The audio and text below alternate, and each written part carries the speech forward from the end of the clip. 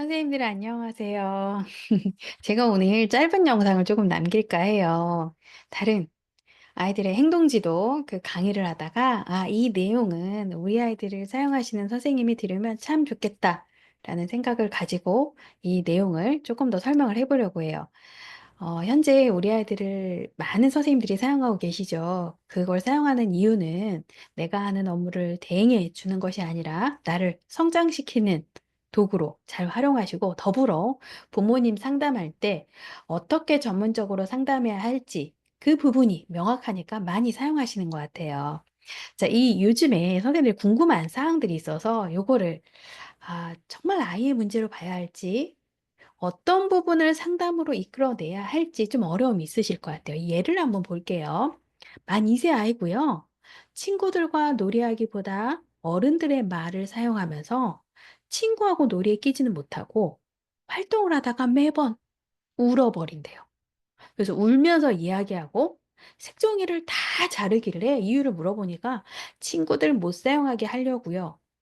이렇게 선생님이 이 아이는 어떻게 지도를 해야 되고 이 내용을 어떻게 부모님한테 상담해야 될까요? 선생님이 정말 깊은 고민에 빠졌어요.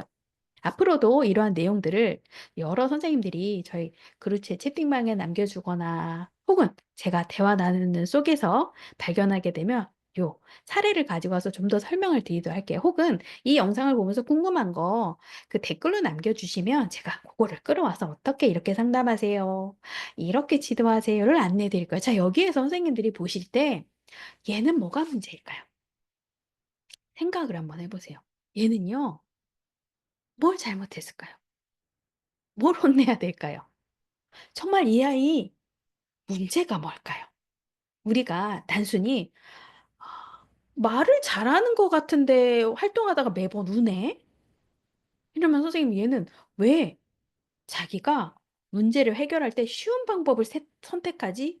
울면 내가 누군가가 다 해결해 주나? 라고 오판을 할 수도 있고요. 또 색종이를 막 잘라서 친구들 못 놀게 하니까 그러니까 네가 친구들이 널 싫어하지? 이렇게 생각할 수. 얘는 왜 친구들이 싫어하는 행동을 하지? 라고 그런 부분만 볼 수 있는데 우리가 한번 이 아이를 깊이 보자고요. 뭐가 문제일까요? 제가 봐서는 이 아이는요, 아직 만 2세이지만 어른들의 말을 사용하지만 놀이에 끼지 못한다고 했죠. 그러면 친구하고 놀이에 도입을 혹은 친구한테 놀이를 어떻게 놀자라고 얘기하는 것을 잘 몰라서 그럴 수도 있어요. 그다음에 활동할 때마다 막 울어서 나의 속상함 우는 걸로 하면 아직 어른들의 용어는 막 쓸 수 있지만 어떠한 상황에서 어떠한 말을 해야 할지를 아직 이 아이는 잘 몰라요. 언어적인 지원을 좀 해 줘야 되겠죠.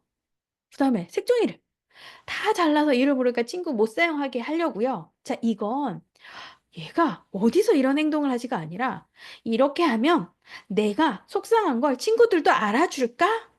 이 단어를 자신의 감정을 언어로 잘 표현하지 못하니까 이거 친구 못 쓰게 하려고. 친구 다 없어졌으면 좋겠어요. 이런 식으로 표현을 할 수도 있어요. 적절한 상황에서 어떻게 대화할지를 모르는 아이일 수도 있어요. 자, 그렇게 생각하니까 어때요? 언어적으로 좀 어떻게 표현해야 될지를 좀 지원을 해 줘야 되겠구나가 보이죠. 그죠? 그래서 이런 아이가 있다면 선생님께서 어떤 지원을 하냐면요. 친구들 사이에서 놀이에 끼지 못한다고 하면 우선 선생님이 우선 이 아이와 함께 놀아 보세요. 대부분의 선생님이 놀이를 하면 주도적으로 하면 아이들은 선생님한테 몰려서 놀이에 관심을 가질 거예요. 이 아이 놀이에 끼지 못하니까 선생님이 먼저 놀고 있으면 이 아이와 같이 놀고 있으면 친구들이 뭐 하나 모일 거야. 그럼 선생님이 살짝 빠져서 "이렇게 친구하고 놀이할 때 이렇게 하는 거야. 선생님의 도움을 조금 필요하지만 이렇게 노는 거야." 하고 그럼 걔도 몰래 이렇게 또 빠질 거예요, 잘 어색해서. 그럼 또 놀이할 때마다 선생님이 그 아이를 좀 주도적으로 놀 수 있게 계속 연계를 해 주시면 돼요. 그다음에 활동하다가 울어버리면 이렇게 2세 정도 되면 자신의 감정을 "난 이런 게 속상해요. 나 이런 거 하고 싶었어요." 하고 언어적으로 말을 할 수 있을 때예요. 그러니까 그때 이런 게 말하고 싶은데 잘 안 되는 거지. "인제 울지 말고 얘기해 보자." 라고 차분하게 얘기하시면 돼요.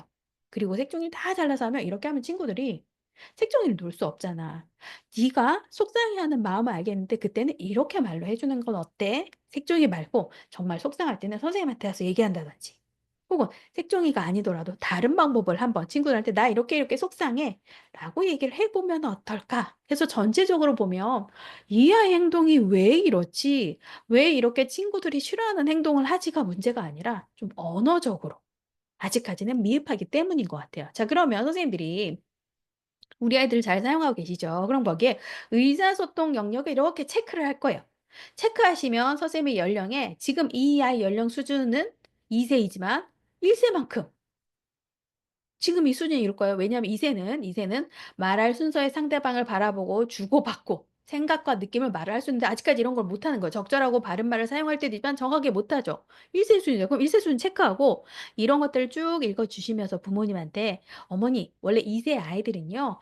이 상대방한테 어떻게 상황에 따라서 어떻게 말을 해야 할지도 알고 또 이러한 상황을 고려해서 말을 해야 할 때 할 수도 있는데 우리 땡땡이는요. 아직까지 자신의 입장에서 좀더 강조하고 싶은 것을 표현하려고 노력하고 있어요. 그래서 제가 "친구들한테는 이렇게 대화하는 거야."를 지도하고 있습니다.'를 이 수준을 지금 현 상황의 이 수준은 이렇습니다. 그런데 이 연령대 아이들이 이것도 할 수 있어요. 정말 유능한 아이들이거든요. 그러니까 제가 이걸 지원하고 있으니까 부모님께서도 가정에서 이런 지원을 같이 해 주셨으면 좋겠습니다.'로 설명하시면 돼요. 아시겠죠? 자, 그래서 의사소통. 아까의 정말 사회성이 문제인데 사회성하고 의사소통은 되게 밀접한 관련이 있어요. 언어적으로 상황에 맞는 말만 잘한다고 해서 되는 것도 아니고 언어가 뛰어난 아이들은 사회성도 좀 뛰어나요. 그래서 의사소통 발달이 좀 더딘 아이들은요. 실제 이 연령대 아이들이 정말 의사소통을 뭘 할 수 있는지 선생님이 아셔야 돼요. 우리 아이들 체크하신 선생님은 몇 세 애들이 이거 하는지 진짜 잘 아시죠. 그다음에 그리고 꾸준히 "제가 이런 지원을 했어요." 라는 관찰과 노력에 수행된 결과물이 좀 있어야 될 거고요. 그 노력을 했는데 몇 개월 만에 이런 변화가 좀 있었어요. 혹은 "아직까지도 노력을 하고 있는 단계입니다."를 부모님하고 상담에 전달하시면 부모님께서 '아 이 나이 땐 이걸 해야 되는구나. 이 아이들이 아직 이걸 하지 못해요.' 해서 끝나는 것이 아니라 '이건 할 수 있는데 저하고 지금 노력하고 있어요.' 이렇게 상담을 하시면 됩니다. 우리 단톡방에서 어떤 선생님이 이런 질문을 했어요. 우리 아이들 체크리스트는 표준 보육 과정에 있는 연령별 수준인 거예요. 그것과 달리 일반적인 아동 행동 관찰 기록부 체크리스트를 제가 체크하다 보니깐요. 이게 그렇지 않다로 해야 되는데 부모님이 보면 속상할까 봐 '그렇다로 해야 되나?' 고민이 많으시대요. 그럼 어떻게 해야 될까요? 선생님 고민이 될 것 같아요. 그런데요, 우리가 체크리스트를 사용하는 이유는 아동행동 관찰 기록부는 그냥 일반 통상 어디서나 구할 수 있는 체크리스트를 사용할 때는요. 이 시기에 이 아이에 대한 정확한 판단을 하기 위해서 체크리스트를 하거든요. 그런데 '아 이거 부모님이 이 부분을 아시면 속상해하시겠지?'라고 생각해서 '이걸 할 수 있다.'로 체크하게 되면 나중에 부모님 봤을 때 '다 할 수 있다.'라고 했는데 나중에 선생님이 "이 부분은 사실 되지 않았어요." 라고 얘기를 하실 수가 없어요. 자, 그럼 부모님이 이런 걸 체크하는 걸 너무 속상해 여긴다면 아예 체크리스트 자체를 쓰지 않았으면 좋겠어요. 매달 매달 선생님들이 꾸준한 관찰 기록이 데이터 자료가 됐으면 좋겠어요. 이거를 사용하는 이유는 아무래도 좀 공적인 자료를 써서 내가 매 수기로 쓰는 관찰 기록이 있으니까 좀 내 마음에 들지도 않고 부모님한테 보여줄 때 부모님이 좀 '설득적으로 될까?'라고 이렇게 느껴질 수 있으니까 체크리스트를 쓰는 경향이 많은데 그럴 때는 체크리스트를 정확히 하시는 게 좋고요, 체크리스트를. 그래서 이런 체크리스트를 했을 때 이런 부분이 "이렇지 않아요."라고 했을 때 부모님이 속상할 것 같으면 그래서 "이 연령대 이거 할 수 있으니까 저하고 하고 있습니다."라고 지도하는 게 좋아요.